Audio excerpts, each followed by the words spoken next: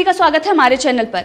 मनुस्मृति को लेकर केबीसी में जो सवाल पूछा गया था उसके बाद अमिताभ बच्चन और केबीसी के निर्माता को बड़ा झटका लगा है। इन दोनों के खिलाफ हजरतगंज थाने में एफआईआर दर्ज की गई है। लखनऊ के हजरतगंज थाने में अखिल भारत हिंदू महासभा की ओर से कार्रवाई की गई है और ये मांग की गई है कि सख्त से सख्त कानूनी कार्रवाई होनी चाहिए, क्योंकि हिंदुओं के भावनाओं को आहत किया गया है और समाज में जातिगत मतभेद करने वाला सवाल पूछा गया था। मनुस्मृति को लेकर आपने देखा, जब से सवाल पूछा गया था हमने इस मामले पर आपको बताया था कि किस तरीके से भारी विरोध हो रहा है इसका और हिंदुओं की भावनाएं आहत की गई हैं और जानबूझकर ये सब किया गया है। क्योंकि अगर हम देखें तो केबीसी की जो टीआरपी है वो बहुत ही कम है। टीआरपी बढ़ाने के लिए इस तरीके से कंट्रोवर्शियल सवाल पूछे जाते हैं और इसी के साथ इसमें यह भी दिखाई देता है कि किस तरीके की मानसिकता अमिताभ बच्चन और जो शो के मेकर्स हैं उनकी है।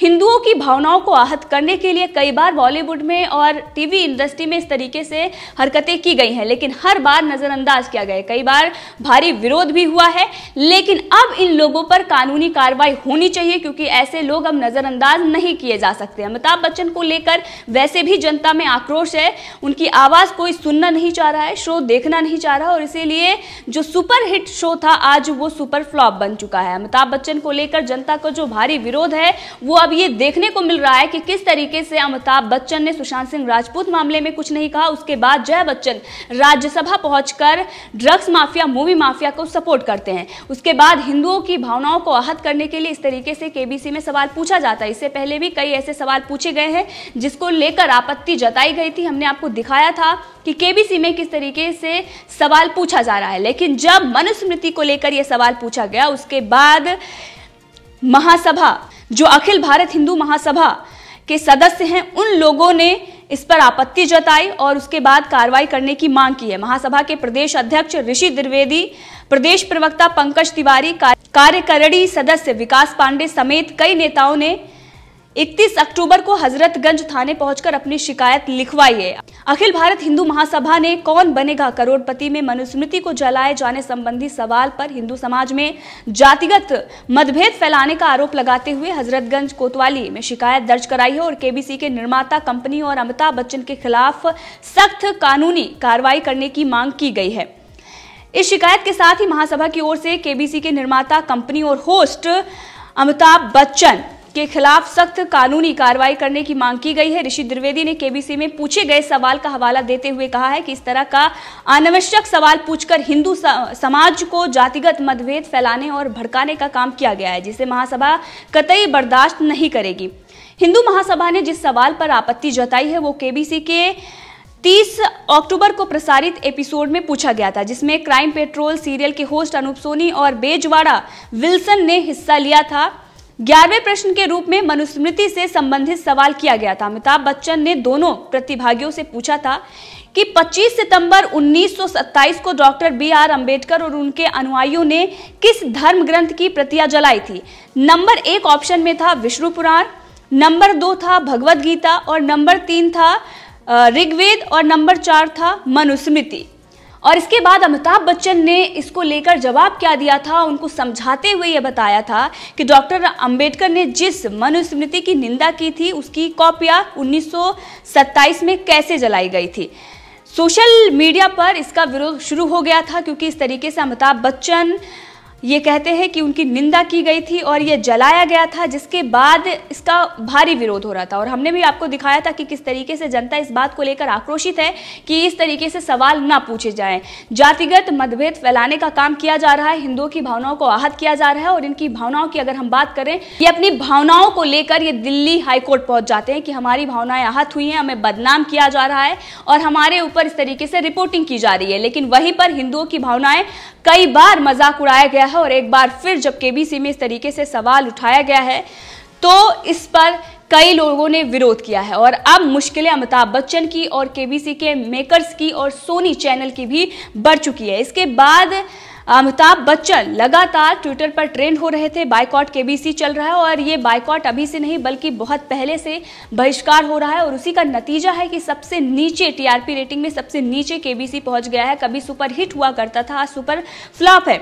लोगों ने पूछा था कि क्या ये बात किसी और धर्म या मजहब से संबंधित बात होती तो भी अमिताभ बच्चन ऐसे ही सवाल पूछते, क्योंकि एक ही धर्म के ग्रंथों का जो उल्लेख किया गया था, जो ऑप्शन रखे गए थे, इस पर भी लोगों ने नाराजगी जताई कि इस तरीके से हिंदुओं को ही टारगेट क्यों किया जा रहा है। और इसको लेकर फिल्म मेकर विवेक अग्निहोत्री ने भी सवाल पूछा था और उन्होंने लिखा था कि कम्युनिस्टों ने केबीसी को हाईजैक कर लिया था। इसी के साथ कई ऐसे यूजर हैं जिन्होंने इस पर आपत्ति जताई थी। एक यूजर ने लिखा था कि अमिताभ बच्चन को शर्म आनी चाहिए कि हरिवंश राय बच्चन की संतान है और इतना भी नहीं पता कि मनुस्मृति एक साधारण किताब है ना कि ग्रंथ, और इनको भगवत गीता से तुलना करके सबसे नीच काम किया गया है। विष्णु आजाद ने लिखा है कि ये सदी के महानायक हैं जिसे हम सब ने सर पर बिठा रखा है। मनुस्मृति के बारे में इस जिहादी ने इस तरह अपमानित करने वाला प्रोपेगेंडा चलाकर अपनी सनातन विरोधी मानसिकता को जगजाहिर कर दिया है। इसी के साथ कई ऐसे लोग हैं जिन्होंने इस पर आपत्ति जताई थी और अब एफआईआर दर्ज हो गई है। जगह जगह पर अमिताभ बच्चन को लेकर विरोध हो रहे हैं और ये मांग की जा रही है कि अमिताभ बच्चन और केबीसी के जो मेकर्स हैं उन पर जल्द से जल्द सख्त कार्रवाई की जाए।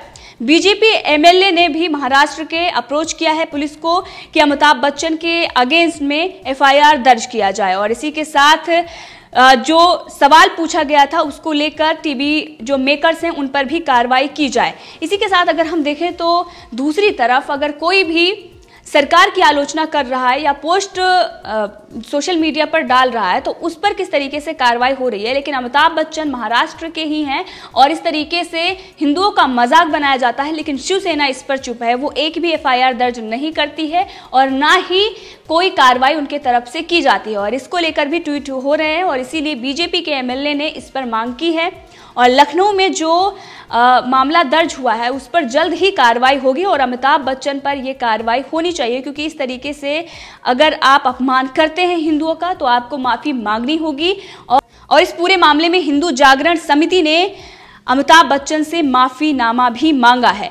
इसी के साथ कई ऐसी चीजें सामने आई हैं जिसको लेकर अमिताभ बच्चन का विरोध हो रहा है, चाहे ड्रग्स मामला हो, जया बच्चन का ड्रग्स मंडली को सपोर्ट करना हो, या सुशांत सिंह राजपूत मामले में मौन रहना हो, या फिर कई ऐसे ट्वीट को लेकर वो विवादों में घिरे हैं जिसके बाद ये कहा गया है कि सुशांत सिंह राजपूत और बाकी जो मुद्दे होते हैं उस पर अमिताभ बच्चन बात नहीं करते, लेकिन सिलेक्टिव चीजों पर ही सामने आते हैं। इससे पहले महानायक जिस जनता ने बनाया था, महाखलनायक के रूप में कई बार ट्रेंड भी हुए हैं, महानालायक के रूप में भी ट्रेंड हुए हैं और आज भी अगर हम देखें तो अमिताभ बच्चन लगातार ट्रेंड कर रहे हैं। जो सवाल केबीसी में पूछा गया था उसको लेकर विरोध हो रहा है और अब एफआईआर करने के बाद ये मांग हो रही है कि ऐसे सवाल भविष्य में ना पूछे जाएं, इसके लिए सख्त से सख्त सजा ऐसे लोगों को दी जानी चाहिए। इसी के साथ आपको बता दें कि अमिताभ बच्चन ही नहीं बल्कि बहुत सारे ऐसे बॉलीवुड में लोग हैं जिन्होंने बार बार हिंदुओं के भावनाओं को आहत किया है। अभी कुछ दिन पहले ही अनुष्का शर्मा की एक वेब सीरीज आई थी जिसमें सावित्री नाम एक कुतिया का रखा गया था और जिसके बाद हिंदुओं की भावनाओं को आहत किया गया था और उस पर कोई माफी नहीं मांगी गई। सेना का अपमान किया गया।